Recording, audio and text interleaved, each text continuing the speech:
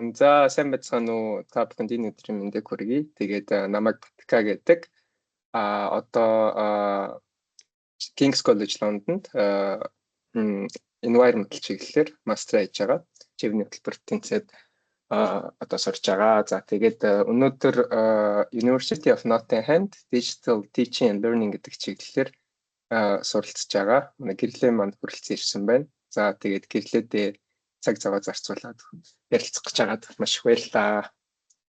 Яа, өрсөнд баярлалаа. Тийм, тэгээд өмнө нь Батмөнхтэй ярилцсан байгаа. Тэгээд ер нь зүгээр нөгөө ярилцж байгаа гол шалтгаан гэх юм бол ерөөхдөө нөгөө чевнингэд одоо бэлдэж байхад бол бас мэдээлэл айгуу жоохон тутмаг байдаг шүү дээ, тий. Ерөөхдөө яг ямар хуу байдлаар хүмүүс бэлддэг ч юм уу.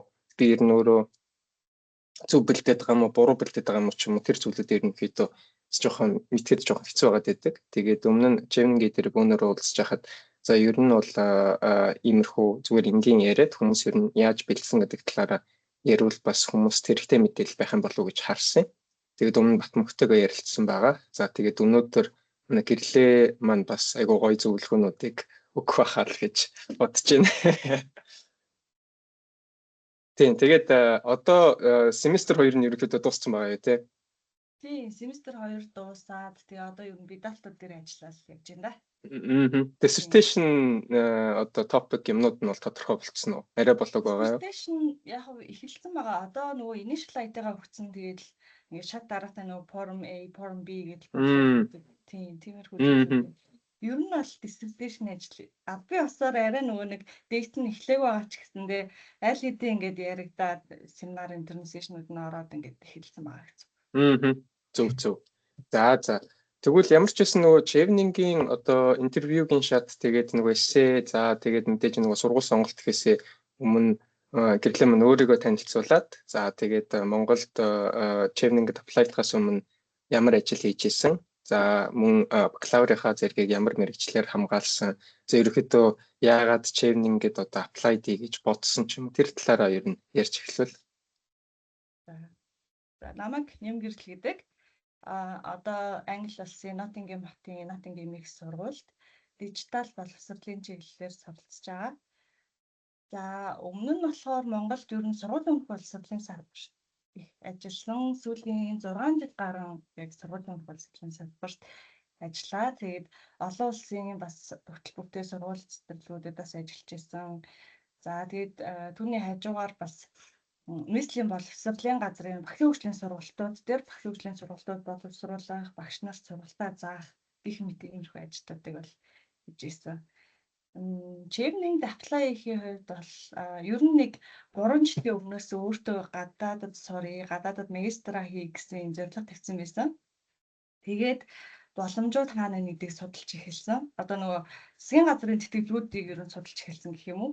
Америкийн Fulbright, Australian Awards, тэгээ Английн чивнинг ч гэдэг юм уу те гэж судалж эхлээд тэгээд ер нь хамгийн одоо миний нөгөө хүсэж исэн зүйлүүдтэй нийцжсэн чивнингээ өгж байгаа боломжууд нь нийцжсэн учраас чивнингийг одоо сонгоод тэгээд ер нь нэг 2 жил чивниг бэлдээд 2 жил дараалж аплай хийгээд тэгээд энэ жил тэнцээд ирсэн.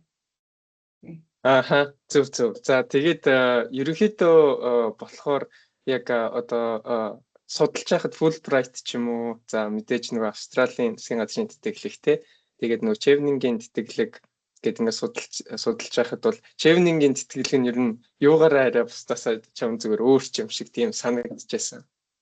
Australian Awards Fulbright 2 болохоор нөгөө хугацаа нь бүр аюулгүй удаан байгаад зэ ингээд нэг жилийн турш нөгөө аппликейшн явуулаа. Тэгээд дараа нь дахиад сургуулаа сонгоод тэгээд процесс нь ерөөхдөө айгу удаан байгаадсан. Чевнинг болохоор яг бас удаан л та нэг жил бид нөр хүлээдэг штэ тий. Тэгсэн ч гэсэн яг тэр хоёртой харьцуулахад харьцангуй гайг байсан. Тэгээд сурах хугацаа нь бас Australian Awards Fulbright 2-ыг бодвол нэг жилийн хугацаанд маш хурдан хугацаанд мастера хийгээд тэгээд ирэх юм боломжтой байсан учраас ер нь тэр нь хамгийн одоо миний хувьд чухал байсан юм байна. Яг нэг жилд ерөөхдөө яг мастер хийн гэхээр бас хугацааны хувьд бас айгүй дажгүй байдаг тий. Тийм. Зөв. За тэгээд ямар ч байсан за одоо чевнингд аплай тэгээд ингээд бодчихлоо. За тэгээд бид ер нь бол нэг 10-11 сарын үед ихэвчлэн нөгөө аппликейшн явуулдаг штэ тий. За тэгээд тэр шатанд ерөнхийдөө гэрлээ ерөнхийдөө ямар хуу байдлаар ер нь бэлтжив тий. Хизээнээс эхлээд ерөнхийдөө хэр хугацаанд за мэдээж тэрэн дээр нөгөө эсэнүүдээ бичнэ. За тэрнээс гадна бас нөгөө эхний байдлаар нөгөө 3 сургуулаа сонгоод явуулна тий. Тэгэхээр ерөнхийдөө хэр хугацаанд дээр бэлтжив. За хүмүүсээс тусламж авч явуу. За мэдээ 2 жил дараалж өгч ирсэн гэж энэ ерөнхийдөө сүүлийн жил бол ерөнхийдөө ямар хөө арай өөр арга барилаар ч юм уу бэлдсэн тэр талаараа ер нь ярил. Ааха. Эхний жилд болохоор би яг чивний сэтгэлийн 3 жилийн одоо бас яг 3 жилийн өмнөөс яг ингээд аян сэтгэлэг байд юм гэж мэдчихсэн юм. Тэгээд чивний тэтгэлэгт яг бэлдэж эхлэхдээ бол эсэн дээрээ бас нэлээд удаан хугацаа зарцуулсан нэг 3-4 сар ер нь эсээгээ бичсэн. Тэгээд нөө эсээгээ бичихтэй хамгийн гол надад одоо тусалсан зүйл гэх юм бол өмнө нь энэ тэтгэлэгт хамрагдаад сураад ирсэн хүмүүстэй холбогдоод тэгээд тэр хүмүүсээс зөвлөгөө авах нь бол хамгийн одоо чухал үр дүнтэй арга байсан. Тэгээд миний бас нөгөө бэлтэж авах хугацаанд одоо нөгөө жил болго ингээд өмнө нь сураад ирсэн хүмүүс Монгол дахь Английн элчин сайд яамтай хамтраад жилд нэг удаа юм чивний тэтгэлэг төлбөрийг одоо танилцуулах ийм одоо оюутнууд нь сураад төгсөөд ирсэн хүмүүс нөгөө туршлага хуваалцах ийм одоо үйл ажиллагаа болдог. Тэгээд тэр нь би 2 жил одоо дараалж оролцоод тэрэн дээр ерөнхийдөө яг өмнө нь манай салбарын боловсролын салбарын одоо ямар хүмүүс сураад төгсөөд ирсэн. Тэгээд тэр хүмүүстэй тэнд одоо яг network хийх юм боломж олцсон гэх юм уу. Тэгээд дараа нөгөө эсэн дээрээ тэр хүмүүсээсээ одоо холбогдоод зөвлөгөө авахд бол илүү тийм үр дүнтэй хамгийн юм одоо надад тослон арга байсан. Зөв. Тэгэхээр 3-4 сар гэдэг чинь бас нэлээд урт хугацаанд ерөөхдөө эксенийхаа шатыг бол бэлдсэн биш үү те. Яагаад тэгэхээр нөгөө ажлынхаа хажуугаар бэлтжижсэн. Тэгээд би ч нөгөө нэг ажил хийхгүй ингээд ажлынхаа хажуугаар бас ингээд нийслэлийн боловсролын газрын сургалтууд ч гэдэг юм уу тиймэрхүү зүйлүүд ингээд явсан. Тэгээд нэлээд ер нь чимнийгт бэлдсэн сүүлийн 2 жил бол ингээд миний амьд хамгийн завгүй тийм үе байсан. Гэх юм хажуугаар нь бас нөгөө чивнинг бэлтгэхээс гадна англи хэлээ сайжруулах, тий IELTS-ийн шалгалтандаа бэлтгэж гэдэг юм уу иймэрхүү зүйлүүд нэлээд байсан. За тэгээд 3-4 сар ерөнхийдөө ингээд бэлдээд за эсээгээ бэлэн болгочлоо тий ямар ч байсан. За эсээгээ ерөнхийдөө submit хийхэд бэлэн болгочлоо. За тэгэхээр сургуулаа ерөнхийдөө ямар хөө байдлаар сонгосон бэ? За одоо 3 сургууль гэж байгаа шүү дээ. Сонголтоо хийж явуулдаг. Тэрээсээ ярив. Нөгөө эхний би нөгөө 2 жил дараалж ингээ аплай хийсэн шүү дээ. Тэгээд 2 жил дараалж аплай хийхэд миний одоо сургууль сонголтын дотор манай нөгөө University of Nottingham ингээд 2 удаа ер нь бол орж ирсэн баггүй. Тэгээд бусад 2 сургуулиуд нь болохоор нөгөө 2 жил аплайцсан гэсэн эхний жилд нь өөр байсан. Тэгээд University of Nottingham яг ингээд давцаж орж ирсэн баггүй. Тэгээд би болохоор сургуулаа сонгохдоо яг миний сурах байгаа чиглэлээр аль сургууль хэдэн жилийн хугацаанд энэ хөтөлбөрийг хэрэгжүүлж байгаа. Багшийнх нь одоо судалгааны чиглэлүүд нь ямар юм ч гэдэг юм. Яг нөгөө цэвэр хөтөлбөр суурьтай хөтөлбөр дээрээ суурлаад ер нь юу сургуулаа сонгож ирсэн гэх юм уу. Жишээлбэл манай нөгөө Nottingham их сургууль болохоор яг энэ дижитал боловсролын чиглэлээр сүүлийн 20 жилийн одоо хөтөлбөрийг хэрэгжүүлсэн. За тэгээд яг нөгөө боловсролын чиглэлээр хэрвээ одоо би сурах гэсэн бол Английн бараг бүх сургууль одоо боловсролын хөтөлбөртэй ангитай курстэй байгаа шүү дээ. Тэгээд яг дижитал боловсрол гэдээ ороод ирэхээрээ аюу цөөхөн сургууль гэсэн. Миний судлаар нэг 8 сургууль байсан. Тэгээд яг 8 сургуулиасаа дахиад хөтөлбөрийг нэлээд наригчилж өгж хагаад яг миний сурах байгаа зүйлтэй аль нь матч хийж ингээд нэлээд сайн судалж байгаа сургуулиас сонгож ирсэн. Тэгээд манай яг энэ сургуулийн хувьд гэх юм бол одоо нөгөө learning science гэдэг одоо research centerтэй сургууль дээрээ. Тэгээд тэр research center нь болохоор одоо яг дэлхийн 9 орны 38 их сургуулийн одоо яг энэ дижитал боловсролын чиглэлээр хөтөлбөр одоо явуулдаг их сургуулиуд ийм судалгааны төв нь манай сургууль дээр байдаг. Тэгээ тийм болохоор энэ надаа илүү юм давуу тал шиг санагдаад тэгээ за бишээ орё да гэх тэгээ шийдээ. Зөв. Тэгээд ерөнхийдөө нөгөө эсэний шатыг бол түрүү ярьж эхэлжсэн. Тэгээд яагаад нөгөө сургууль сонголтыг нь асуусан бэ гэхээр эсэний шатан дээр бас нөгөө сургууль сонголттойгоо юмнуудаа холбож яг бичих ер нь шаардлага гардаг штэ тий. За ер нь яагаад энэ сургуулийг сонгоё гэж байгаа. За тэгээ мэдээж тэрнээс гадна бол одоо яагаад заавал одоо UK-д сурмаар байгаа юм те. Одоо дээрэс нь одоо өөрөө бас хэр одоо нийгэм идэвхтэй юм гэдэг ч юм уу те. Тэгээд нөгөө нэг professional одоо relationship гэдэг зүйлийг ч юм уу одоо хэр сайн өөрөө одоо ингэж development хиймээр байгаа ч юм уу тэр төрлийн ерөнхийдөө асуултууд байдаг те. Тэгэхээр одоо яг энэ бидний одоо хэдүүлэнгийнх нь яг жилд бол өгч явахад 4 асуулт байсан гэж санаж байна. Тэгэхээр тэр 4 дээрээ ерөнхийдөө ямар хуу одоо байдлаар бичсэн бэ? Одоо өөрийнхөө өмнөх experience-ыг мэдээж оруулаад бичиж байгаа тий. За тэгээд нөгөө professional relationship гэдэг талаарч бичиж байгаа. За сургууль сонголт, за ер нь яагаад UK гэдэг ерөнхийдөө базаад ингээд ярил ямар хуу одоо байдлаар бичиж эхэлсэн бэ?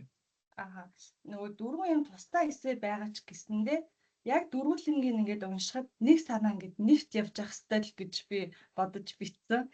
Тэгээд өнгөрсөн цаг, одоо цаг, ирээдүйд цаг гэсэн 3 цагийн одоо хүсчлэл аваад тэгээд ерөнхийдөө эсэгээ бичсэн.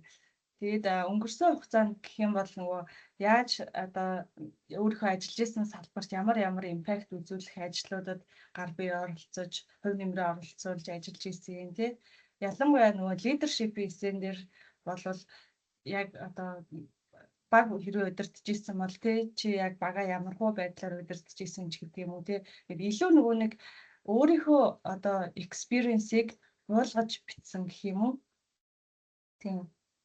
За тэгээд яг одоо leadership за энэ зүйлүүдийг ерөөхдөө бичснийхаа дараа сургуулиудаа бас аплайдсан байгаа шүү дээ тий. Сургуулиудын хариу нь ерөөхдөө яг хизээ гарч ирсэн бэ? Яг интервью хийхээс өмнө гарч ирсэн үү эсвэл дараа нь гарч ирсэн үү? Тэр талаараа ярил.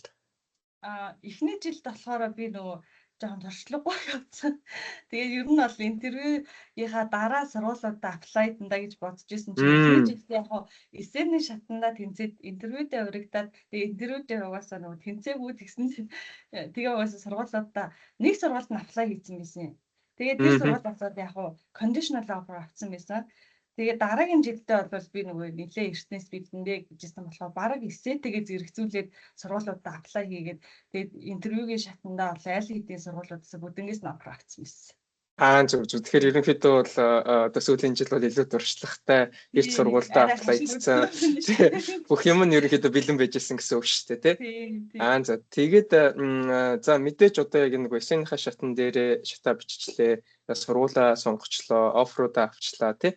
Тэрний дараа одоо миний жишээн дээр их юм бол нөгөө King's College London-оос нөгөө conditional offer эхлээд аваад тэгээд дараа нь тэрийг нэг ерөөхдөө нэг unconditional offer болгох хэрэгтэй гэсэн юм байсан. Тэр усаг адилхан явсан уу те сургууль дээр нь? Яг адилхан явсан. Ер нь миний аплайдсан бүх сургуулиуд дээр яг л адилхан явсан. Зөв. За тэгээд IELTS гэд түрүүн ярьчихсан. Ерөөхдөө бас нөгөө нэг IELTS-д бэлтээд ерөөхдөө оноогоо явуулах хэрэгтэй байдаг те. Миний хувьд бол яг нөгөө аплайд жаах одоо сургуулиудаа аплайд жахад бол IELTS-ийнхаа оноонуудыг бол явуулчихсан. За гэхдээ зарим хүмүүсийнх болохоор бас нөгөө conditional offer авцсныхаа дараа за IELTS-ийнхаа оноогоо явуулаарай ч юм уу сургуулиасаа бас тэр requirement нь арай жоохон өөр байгаад байдаг юм шиг санагдсан. Тэгэхээр гэрлээгийн хувьд IELTS-аа болохоор аль хэдийн оноогоо авцсан. Тэгээ сургуультай аплайдсан уу эсвэл нөгөө сургуулиасаа unconditional offer авцсныхаа дараа IELTS-аа ч юм уу өгсөн үү тэр талаараа бодлуулж ярил.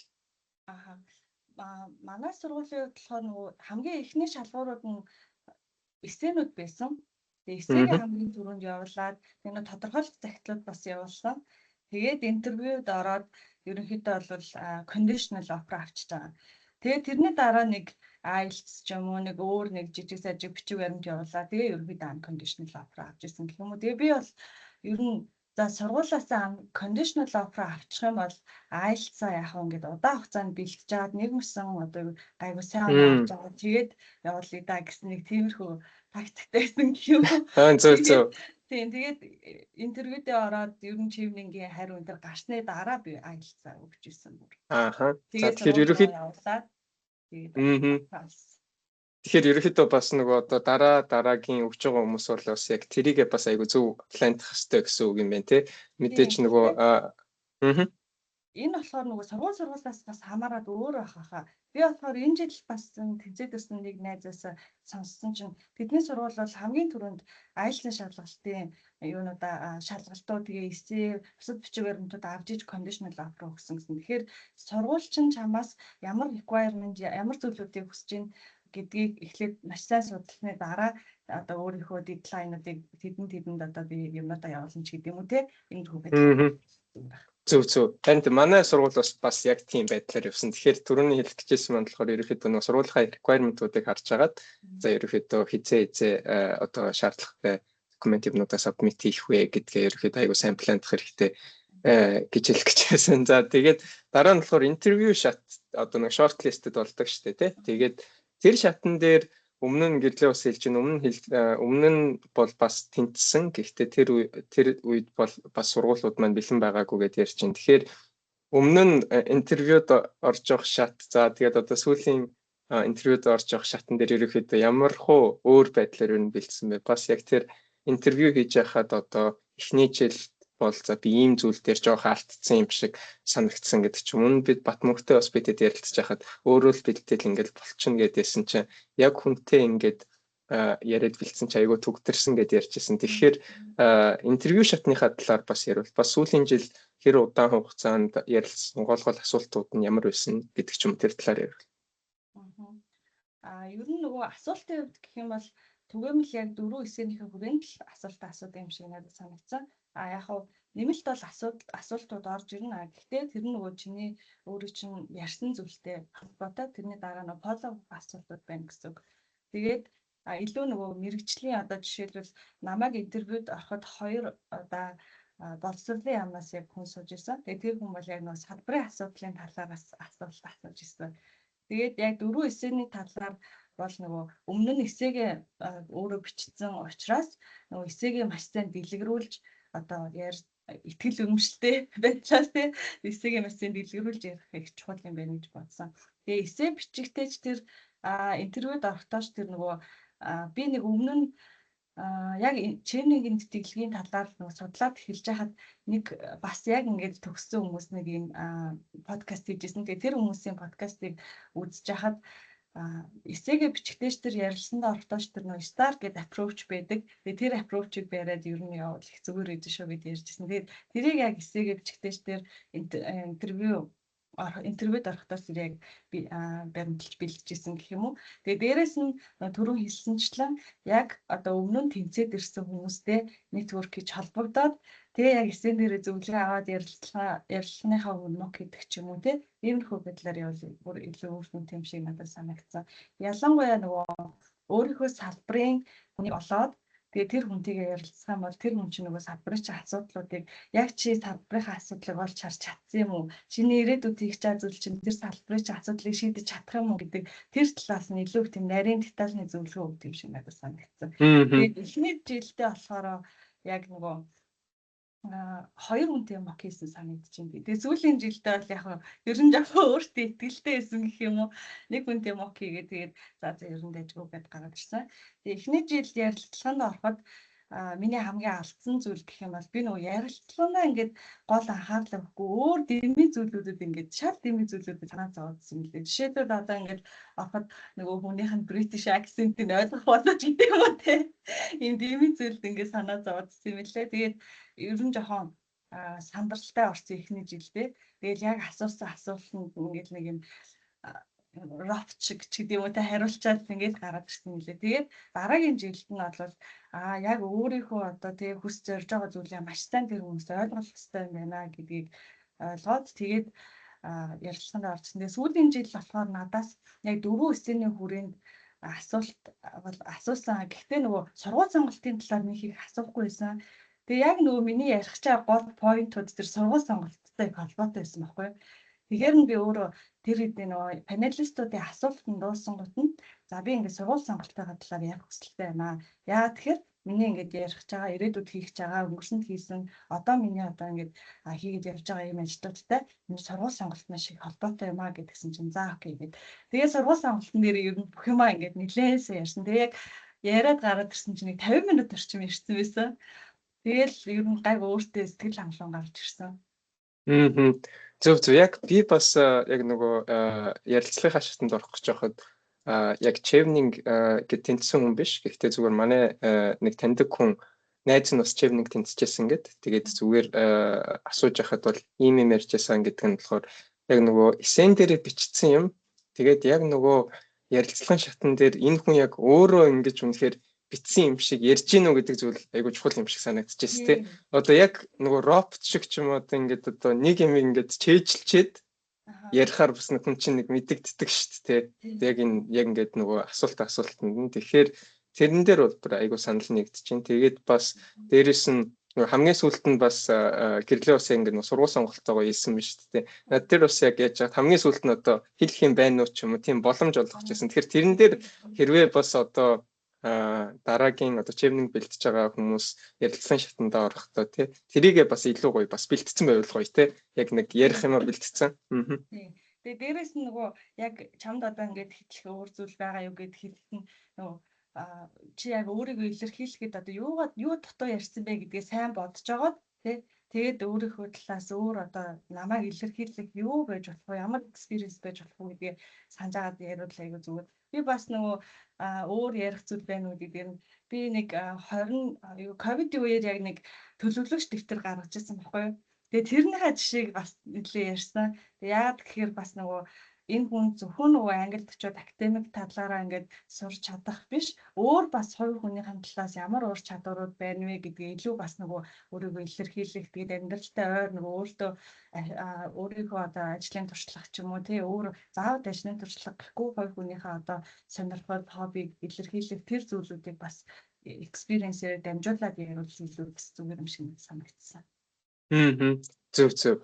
За тэгээд одоо ерөнхийдөө хүмүүс бас нөгөө ямархуу байдлаар аппликейшнаа бэлтгэх те сургуулаа сонгох. За тэгээд дээрэс нь ярилцлагын шатанд ямархуу байдлаар бас бэлтгэх ёстой. Ерөнхийдөө бас нэг жоохон ойлгочихж байгаа гэж бодож байна.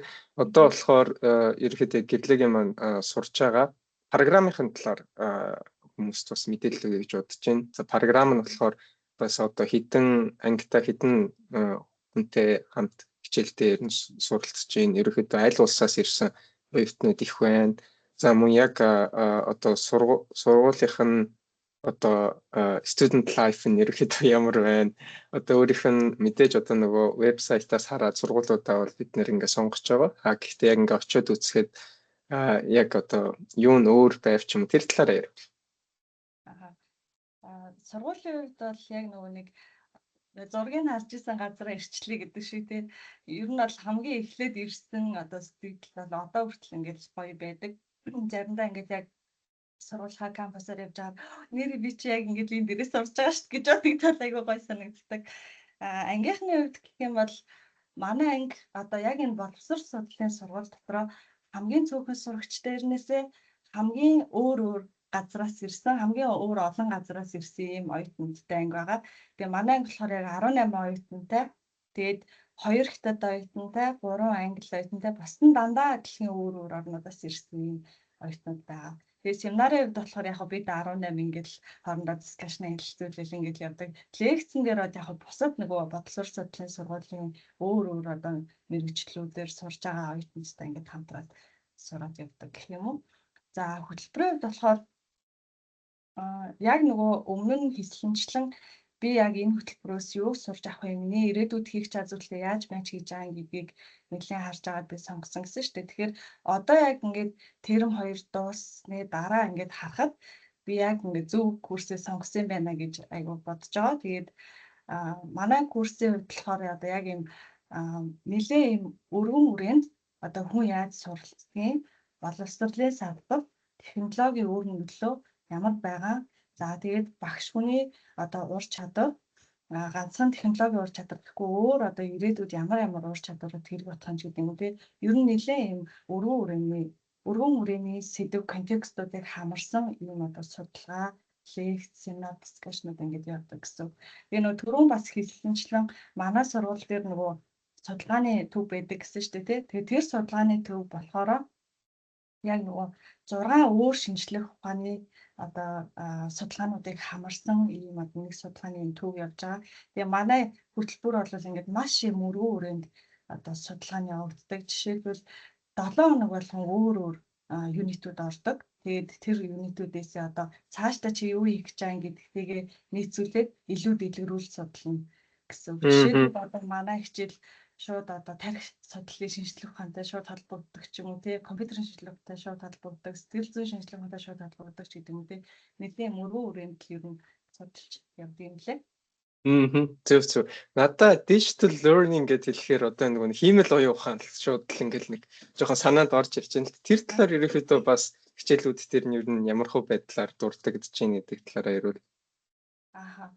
Одоо яг нөгөө энэ дижитал боловсролын энэ чиглэлийн курс ер нь ковидын одоо үеэс хойш илүү их нөгөө сургуулиуд энэ төрлийн курсүүд нээж эхлээд энэ дээр илүү их нөгөө судалгаанууд хийгдэж эхэлсэн гэдэг.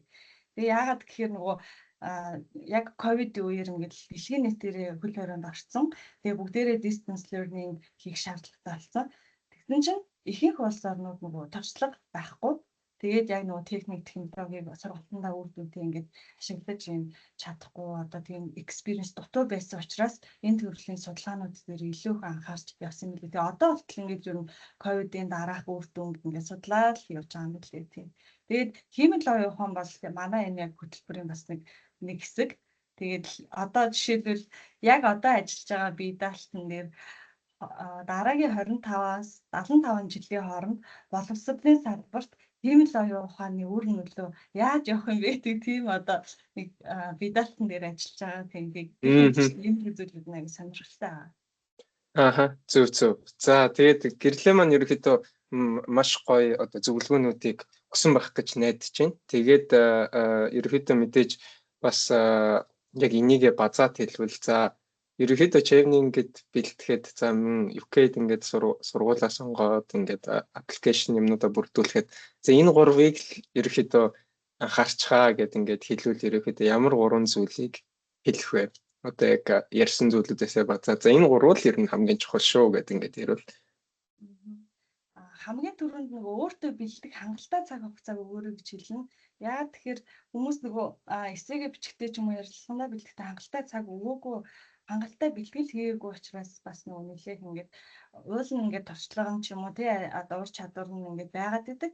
Гэтэл тэрийг нөгөө эсэн дээрээ сайн буулгаж одоо бичээгүй ярилцлагандаа сайн бэлдээг болноос ингээд тэнцдэггүй юм байна да гэж би ер нь бол хараад байгаа.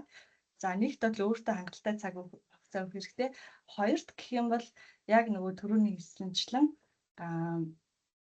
одоо өмнө нь сураад төгсөд ирсэн хүмүүстэй network хийгээрээ тэгээ тэр хүмүүсээс бас ийм одоо зөвлөгөөнүүдийг аваад тэгээд цаг хугацаа автлгүйгээр тэр хүмүүстэй бас ингээд хамтарч ажиллаад эсээгээ ярилцлага ингээд сайжруулад явал надад хамгийн үр дүнтэй арга санагдсан. За гуравт гэх юм бол би сүүл яг ирэхээс өмнө нэг англи сурсан тэмдэглэл гэдэг нэг ном уншсан байхгүй юу. Тэгээ тэр номон дээр болохоор яг нөгөө өмнө нь энэ тэтгэлгээр сураад төгсөөд ирсэн одоо боловсролын салбарт яг тех хамруулах боловсролын тэг дээр ажиллаж байгаа нэг мэргэжлийн эмэгтэй байгаа. Тэгээ тэр хүний гаргасан ном. Тэгээд chevening тэтгэлэг гэж юу юм? Эсээгээ яаж бичгийн ярилцлагаа яаж бэлтгэх юм гэд ер нь chevening тэтгэлэг гэж юу вэ гэдгээс ахуулаад бүх асуултуудыг ингээд нэг chevening тэтгэлгээр сураад төгсөх бүх одоо энэ процессыг ингээд маш амьдралд ойр жишээнүүдээр тайлбарласан нэг тийм ном байсан. Тэгээд тэр номыг бас уншаад илүү хэрэгтэй ах гэж бас сая бодлоо. За баярлалаа гэрлээ дээ. Тэгээд ерөөхдөө өмнө нь гэрлээтэй бас ярихаас өмнө за хоёулаа нэг 20-30 минутанд багтаал ярил гэсэн бодолтой байсан. Тэгээд ерөөхдөө гол өмнө ярилцсан зүйлүүдээ бол гэрлээтэйгээ гоё базаад ярьчих шиг боллоо. Тэгээд юуны өнөөдөр бас цаг цаваа гаргаад ярилцсанд маш их баярлалаа. Тэгээд энэ ярилцлага манаас хүмүүст айгүй хэрэгтэй байх гэж бодож байна. Тэгээд тэр тусмаа яг энэ боловсролын чиглэлээр одоо суралцах гэж байгаа тий мастертаа суралцах гэж байгаа. За мөн chevening гэдэг энэ чиглэлээр ерөөхдөө бэлтэж байгаа хүмүүст бол маш хэрэгтэй мэдээлэл өгсөн байхаа гэж бодож байна. За тэгээд баярлалаа.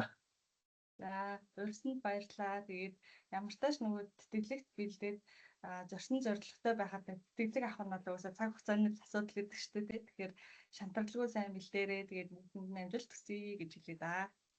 За баярлалаа. За урьсанд баярлалаа. За окей.